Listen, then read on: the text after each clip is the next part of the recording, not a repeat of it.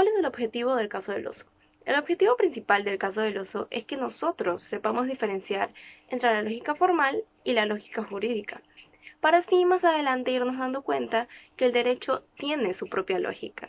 Y esto es porque la interpretación de las leyes está basada en el correcto uso de la lógica y del razonamiento. Esto nos lleva a la segunda pregunta, la cual es ¿en qué consiste la lógica formal? Bueno, tal como se mencionó en el video, la lógica formal deriva de la filosofía que estudia la corrección del pensamiento y los fundamentos del criterio de corrección. Asimismo, esta misma lógica es la usada por el leñador que se presenta en el caso. Y así es como llegamos a la tercera pregunta, la cual es ¿en qué consiste el caso del oso?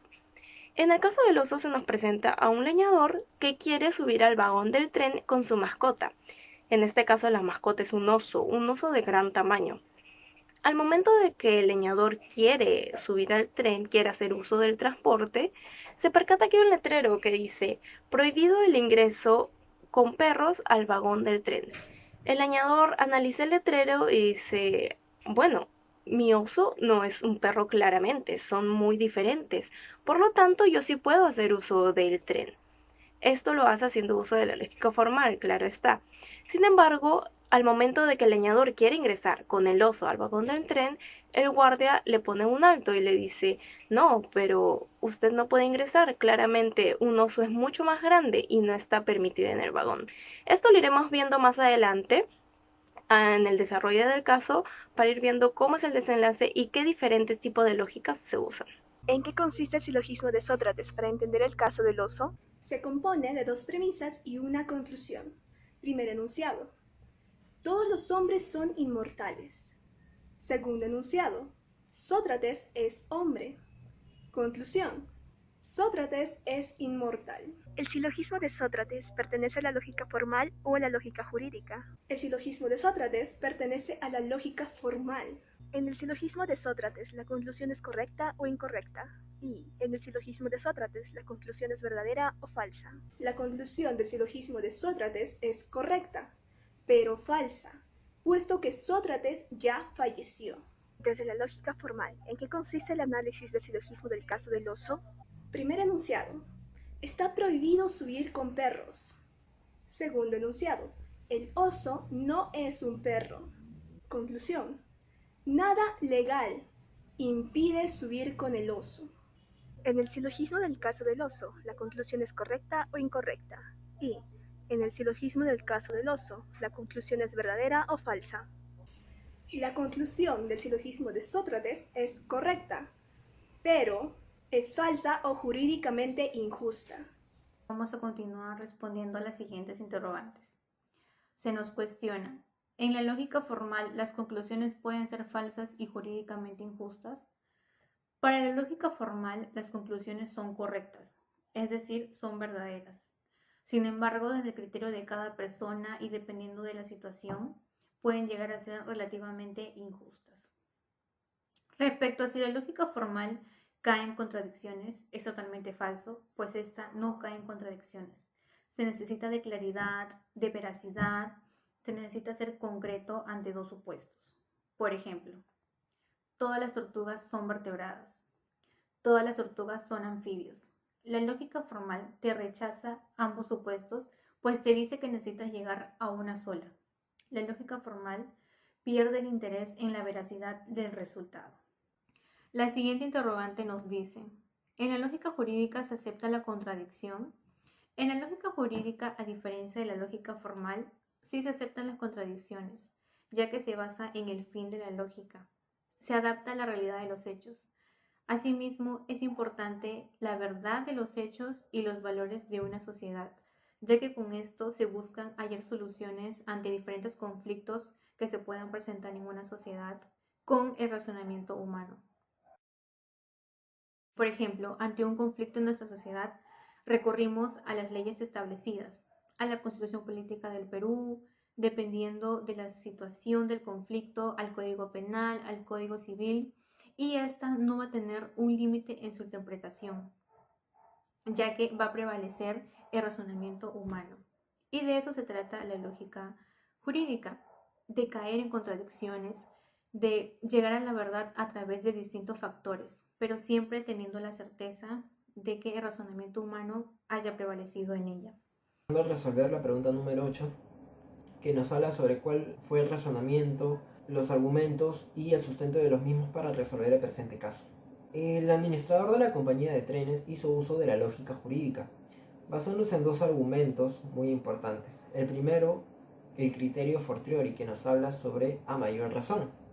Si se prohibía el ingreso y el viaje con perros, a mayor razón se iba a prohibir viajar con animales mucho más grandes y peligrosos. El segundo criterio es el teológico, que nos habla sobre el fin de la norma.